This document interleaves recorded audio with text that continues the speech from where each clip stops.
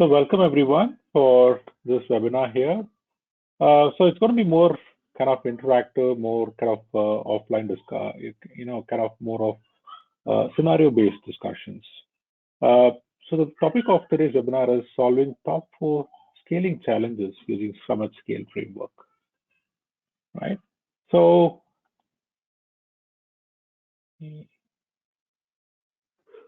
okay. So, brief introduction. I'm Vinod Narayanswamy, and Scrum Scale trainer.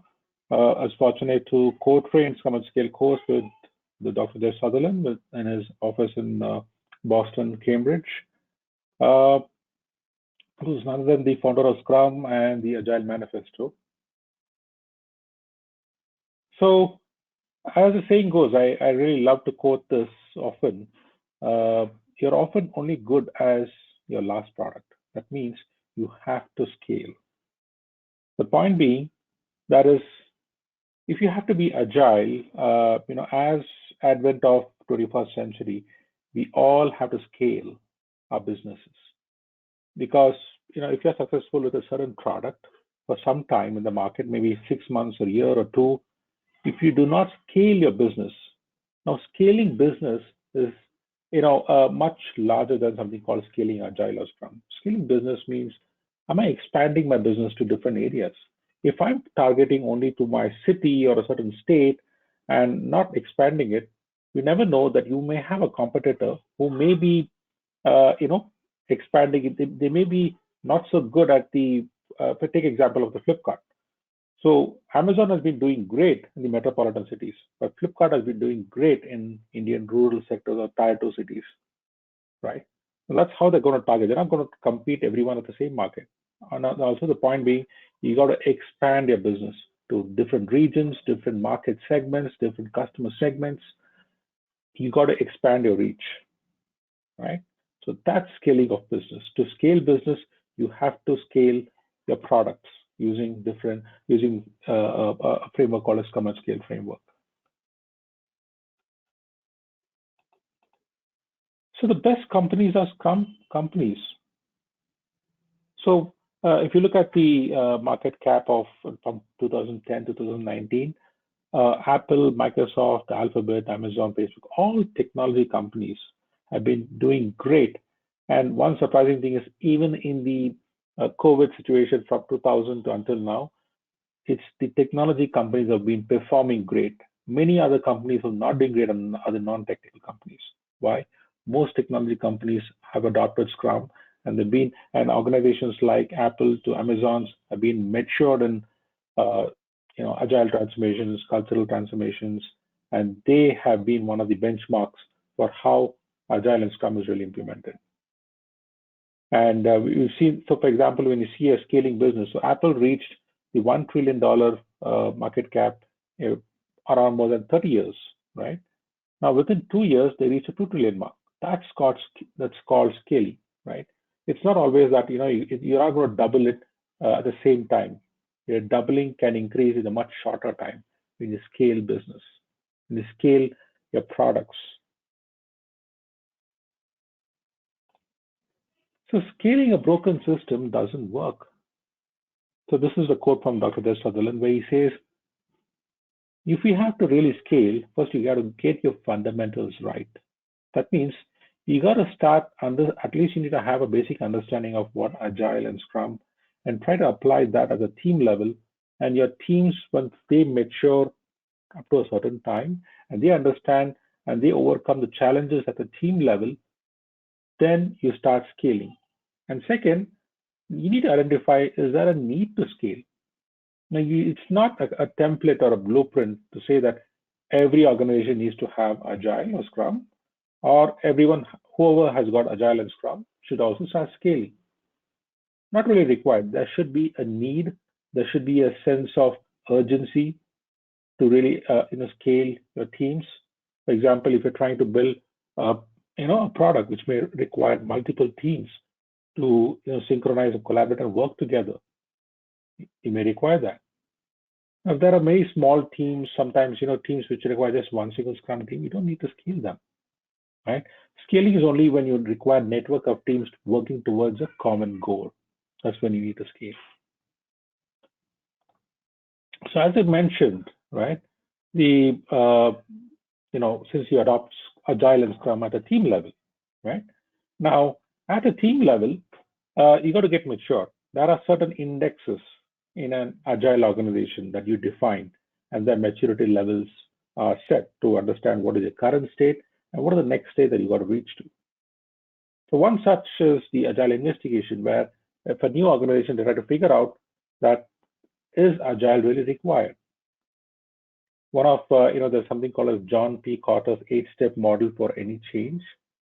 In his book called Leading Change, he quotes that the first step to bring about any change is create a sense of urgency.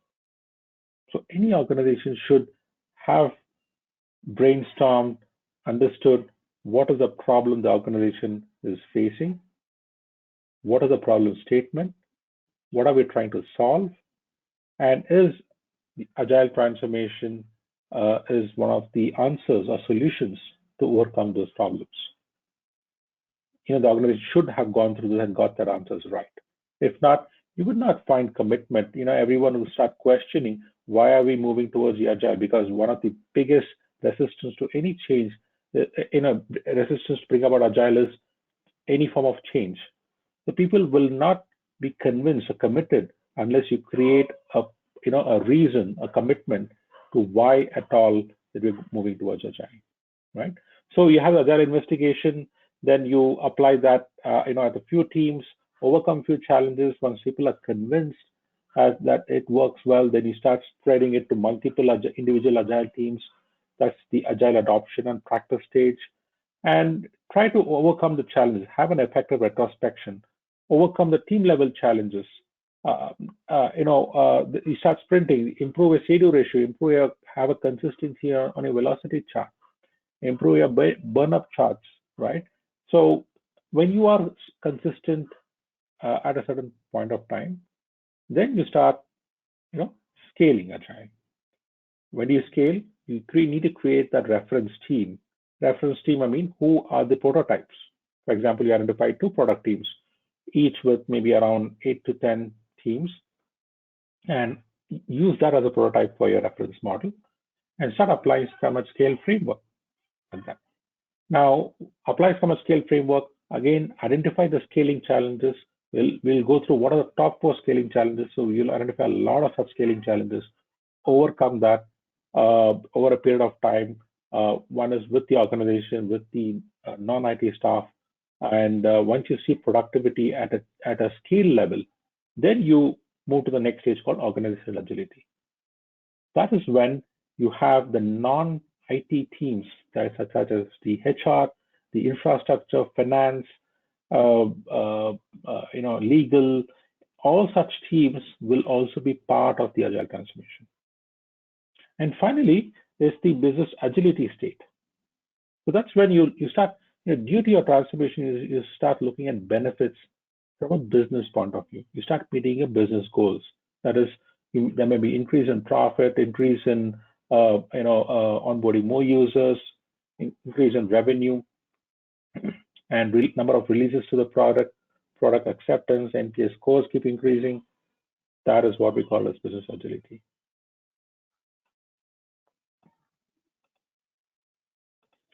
So I'll just post in a Mentimeter link. I would request every one of you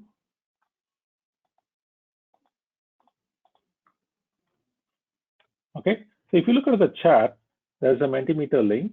So I would request you to add what are the top 4 scaling challenges. What are the scaling challenges that you have identified or heard about, right? Can you just start putting your answers?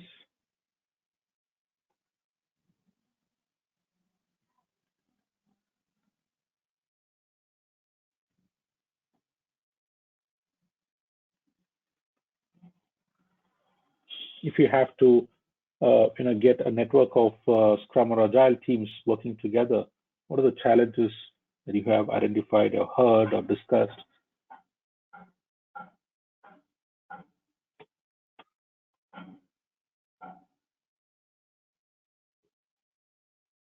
Waiting your answers.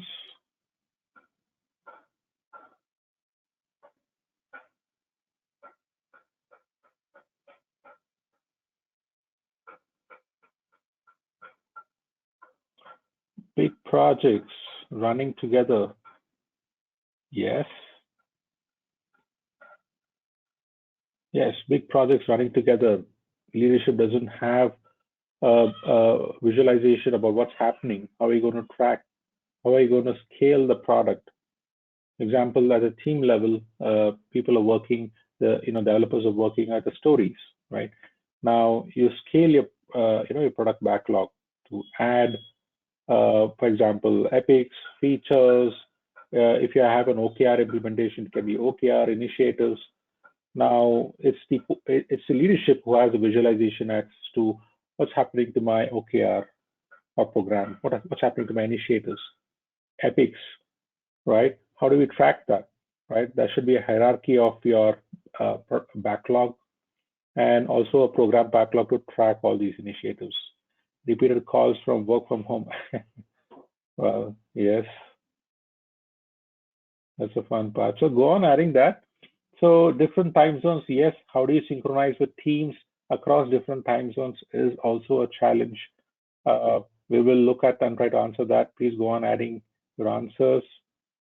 So there are four transformation challenges that's pretty much we've seen, and there are n number of it. And challenges are something unique to every organization in every teams, every product teams across the globe, right? So one is I'd like to talk about is lack of long-term planning, right? So there are some organizations we've seen certain anti-patterns where they look at a short-term view. That is, they don't look at a product as to even though the product is quite required to be scaled, they tend to create a large team and ask the large team to work on a single product, or they create scrum teams. They divide teams into, say, a back end and a front end and APIs and something more technical. That's a challenge with organizations who do not understand how do you create cross-functional teams. And when we ask them to say that, okay, a Scrum team needs to be between 3 to 9 developers in a Scrum team, and we ask them to divide those teams, these are the incorrect practices that we've seen, right? So they create these, for example, 4 teams in a single product backlog, and all these teams working on different skills. They're not focused on delivering a value-added increment, right, and integrated increment. So what happens? They spend a lot of time on cross-team dependencies. The front end of one team has a dependency on front end of another team, and at the end of the sprint, no single team will deliver any value add which the end user can start using it. It's only after a couple of sprints. So challenges have a long-term planning. When you design your team, ensure that each of your team are cross-functional and are focused to deliver certain goals. They need to be goal-oriented, right? So that they can collaboratively work and deliver an increment of value, which can be integrated with all the other teams part of scaling.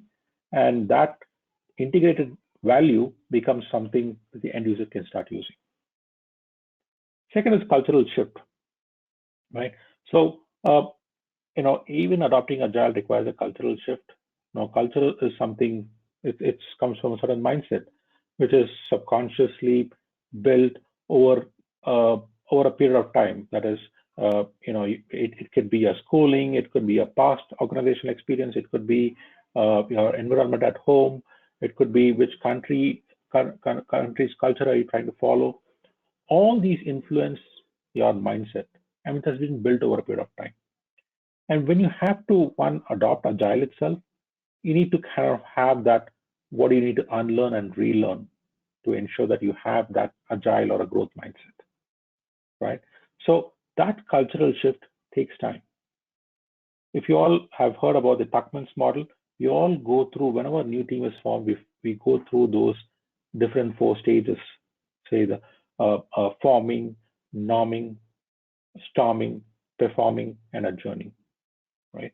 These are different stages we all go through, and finally we end up working together. No team can start performing effectively at the start or when it's really formed, right? So cultural shift is a challenge.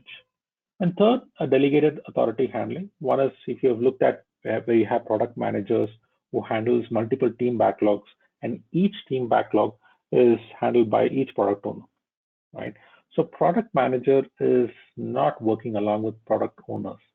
A lot of such work is delegated. Now, there's no collaboration at a product organization level. The product managers do not ensure that, okay, which team backlogs, what work needs to be shared with which product owners and handle the team backlogs. How do we integrate that work to ensure that is a product goal really met, right? That delegated authority handling is also a challenge. And finally, is the lack of leadership participation. What we've seen is the mid management and below is where agile is really asked to be implemented. The leadership doesn't really participate. That is, as we always say, they always send certain proxies into certain discussions, or the leadership doesn't, since then there's lack of participation, they don't really know what really happens at the team level or at the product level. So they always hear they look at certain data, they always hear from proxies and take decisions, right? That's one of the challenge.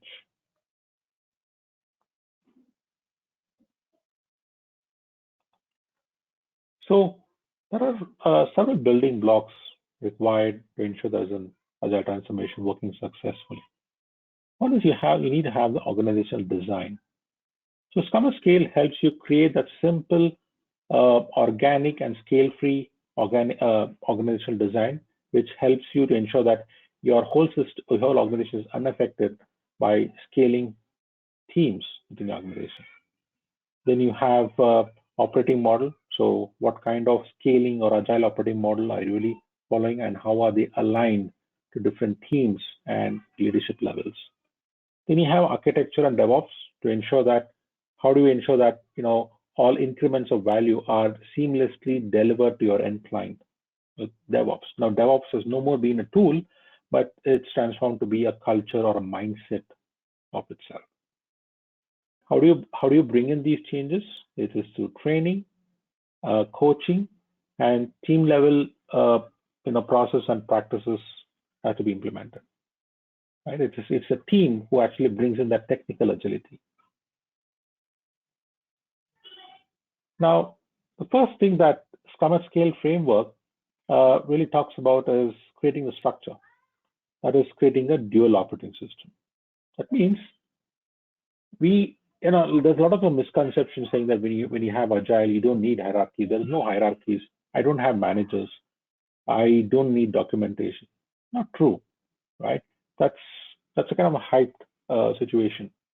What you need is because organizations are scaled across the globe. For example, you may have a team in US, you may have a team in London, one in India, all working towards one single product. They have 8 to 12 teams, and all these are working in different zones. Now, these organizations, they can all be from a similar organization, but they need to comply with the labor laws and organizational regulations from those countries, right? Forming with. So hierarchy is required. For example, there need to be set up board of directors. There needs to be a CFO. All those obligations are there. Then for stability, you need hierarchy, information flow, people management, accountabilities. For all these, you need hierarchies. But what you could do is to create that one global organization that we all aspire to. We can use what you see on the right-hand side is a guiding coalition. So if you look at the guiding coalition, so this guiding coalition is the highest level at the leadership level. We have a product organization, and that leadership is called as the EMS, called as the Executive Meta Scrum. And at the operation side or the Scrum Master cycle, we call it as the Executive Action Team. Now, this forms the leadership for the product owner cycle and the Scrum Master cycle. Then each of the strategic initiatives are created from these leadership. If there are 4 strategic initiatives, each of these have their own set of uh, scrums and leadership teams, and teams formed to implement these tactical initiatives. Right? So let's look at how Scrum Scale is actually designed.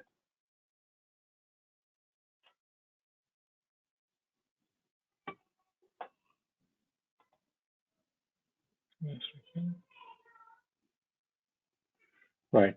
So Scrum Scale framework is designed simple for the fact that this can be implemented in a startup organization with just maybe like 40, 50 members to an organization with thousands.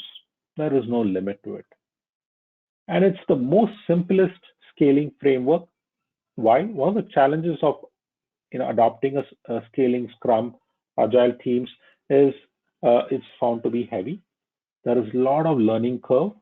You need to kind of learn a lot and experiment a lot, and sometimes there are more chances of failures, right? And and because there's not everyone understands as well, right? Then you have to call it consultants. There's huge cost over that. So in Scrum Scale framework, if you look at the different components, one is you have the Scrum Master cycle, then you have the product owner cycle. Now in the Scrum Master cycle, there are like around totally 12 components. One is you have a team process, that is team level agility, right? You have the 3-5-3 in Scrum, 3 roles, 5 events, 3 artifacts, all implemented at this process. And this is when the product organization and Scrum Master work together. Then you have the continuous improvement and impediment removal process, cross-team coordination, delivery, and process product feedback is also integrated along with the product. Then you have the executive action team. Remember I mentioned about this is the leadership who was, this is the where you ultimately scale up and who can solve any impediments. There's no one about that, right? Then at the product owner organization, you have the leadership called the executive meta scrum. Sometimes the CEO, like an organization like Apple or Google, you have the CEOs part being who create different products, a part of the decision making. So the CEO can be part of the meta scrum. Or in some service organizations, the BU heads can also be part of this executive meta scrum, right? They create a strategic vision for products. Then you have the backlog prioritization, decomposition and refinement, release planning. Now, you might have realized by now that all these components are already there at a team level Scrum. Now, that's the beauty of it. It's from a team level Scrum, we try to apply, team levels. We use Scrum to scale Scrum. That is, we apply the same team level process at a scale level, right? That makes it simple to understand. It's not prescriptive. The implementation, if you understand the Scrum guide, it's the same to apply at the scale level, right? So if someone says, I'm going to give you a rule book to say that to follow Scrum, it's definitely not possible. Why? Scrum is intentionally incomplete. It allows you to figure out yourself what is the right way to work, right? So that is what Scrum at Scale also intends, and that makes it one of the one of the leading scaling frameworks in the world today. So look at this sample design. You have one pentagon. Each pentagon refers to one Scrum team, and each amber refers to a product owner, and a Scrum Master in red try to signify one product owner and one Scrum Master in each team. And these 3 teams scale up to form the Meta Scrum or the Scrum of Scrums, right? And they again scale up to form the EMS Executive Meta Scrum and EAT. So this you could understand, maybe a startup organization where 3 teams scale together. There are 4 here and here 5 and 2, designing for different reasons. It could be a feature team or it could be a product teams, right? Consider that as an example, there are 5 product teams, right? Scaled at different levels. They all scale up to the EMS and EAT with just 2 scaling levels. Now consider a scenario here where you have around 3 scrums and 38 teams, right? So there are three levels of scaling. Remember here, there are 5 teams which are scaled up to form the CPO. CPO stands for Chief Product Owner, right? Who's a product owner or product manager, whatever you may call it. And then you have the Scrum of Scrums, right? So they scale up to form the Chief Product Owner. So chief product owner is just representational in Scrum Scale. Ideally, in your in real time, it can be it can be a portfolio product manager or senior product manager, which is working with multiple product owners, right? And these teams finally scale up to form the EMS and EAT. So there are 3 levels of scaling, right? Now, consider this. There are 54 Scrum of Scrums, and there are hundreds of teams, around 600 teams, and there are 9 Scrum of Scrums. So, not to get confused, the Scrum of Scrums may be a tongue twister, but they are just all representation. When you have organizational design, you can call it differently. It can be a portfolio manager, it can be your BU leads, it can head a business unit or a portfolio, you name it, or a certain value stream, right? So here you have, for example, you have 6 teams work scale together, and then you have 6 Scrum of Scrums scaling to 1 Scrum of Scrums, and they scale up to form connect to the EMS. So there are like 5 levels of scaling, right? So you have a better visualization of your whole organization. You know how can you design your scaling design required in the application. Now, this is one case study how Scrum framework was implemented at 3M HS. So here, as we speak, you have 5 teams scaling up to be a chief product owner. Then you have 5 such Scrum scaling up to be the Scrum of Scrums or the chief product owner. And these scale up to the executive meta Scrum and EAT. And all that you see on the left-hand side, the white pentagons are all knowledge teams who are shared resources. Then you have the infrastructure teams. People ops are the HR, CR are the customer relations, legal and compliance are different teams. All are shared resources, ensuring there's organizational agility. So this is another sample scaled organization levels created. So you have executive meta Scrum, where you have maybe the CEO, CFO, marketing, sales, logistic heads part of it. Then you have the executive meta action team, the operations side, who's the CTO, legal, compliance, HR. Then you have the agile leads also heading here. And on this vertical, you have all the people management, right? Who are people managers of different skill set, people working in different teams. So these people build Meta Scrum and product owners build great products. Scrum masters and each teams build great processes. And this, the people managers build great people, right? So this is how you can integrate different forms of, how people are working together to ensure that they all collaborate and work together.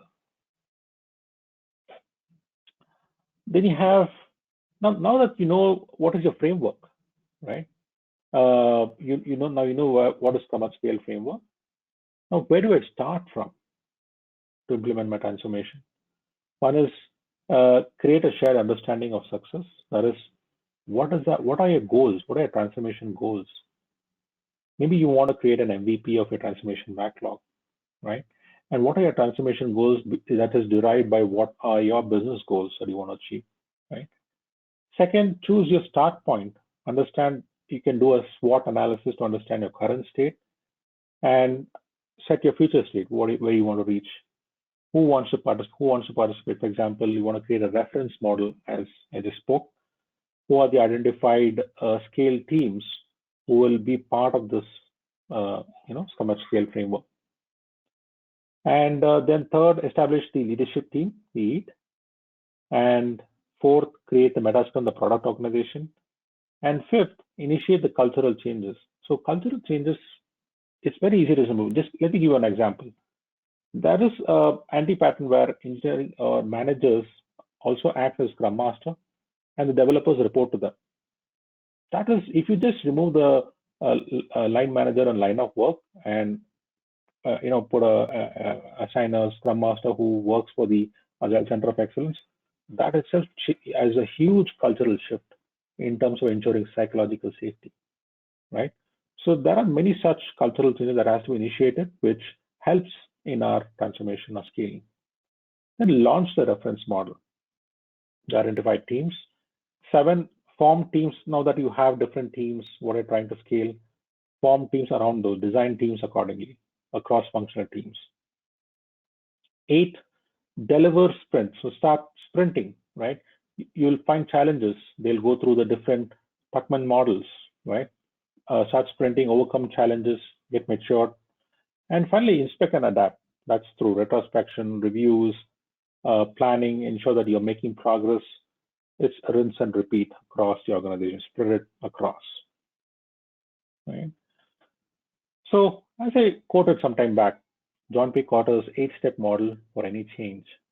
The first step is always, how do you bring in a sense of urgency? That is, how do you bring in commitment? You need to understand what problem you're trying to solve. Second, form a powerful coalition. That is, ensure that the leadership is on board in your transformation and they participate. Third, have a vision. What is your transformation vision? You can't just apply Agile and say that we're going to, it'll be like a headless chicken. And fourth, it's about communicating vision. Ensure that along with your organizational strategy, being Agile is one such vision. Empower action, ensure people are allowed to take action. More autonomous teams are created to bring in practices. Create short-term wins. So the reference model we created, whenever we create a certain success, ensure you market and sell that, right? People need to spread good, successful stories, and then make it stick. Ensure that you are sustaining that by spreading across the organization, and sustenance is the key. So 3 whys, right? So why Scrum at Scale? So why do we need Scrum at Scale framework? So Scrum at Scale is not a one-size-fits-all solution that your organization was forced to fit into. Any kind of organization can fit in. It's flexible. Scrum at Scale provides the structure, your team provides the context, then together they can make a collaboration, innovation, and acceleration across any size organization.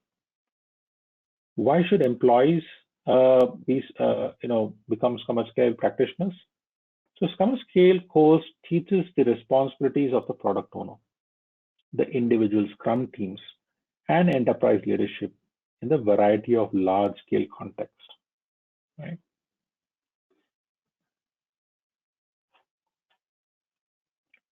Then who should take this course? The course is for anyone interested in how Scrum can be used to reform organizations and to deliver twice the work in half the time. That's Dr. Jeff Sutherland's quote. The course will help managers lead and empower Scrum teams. The course will also help managers in Agile transformations, right? So it's simple to apply, easy to understand, leading scaling provider, scaling framework in the globe today. And it's a 2 days course, practitioner's course. It's a 2 days course. Any prerequisite, no prerequisite required, because we will be taking through some of the basics of Scrum and Agile and then taking them to the scaling. So the course is basically a lot of activities driven, visual collaboration tools, practitioner oriented teachings. And it's a 2 days course. Once you do that, there'll be an assessment for 30 questions. You need to get 23 right.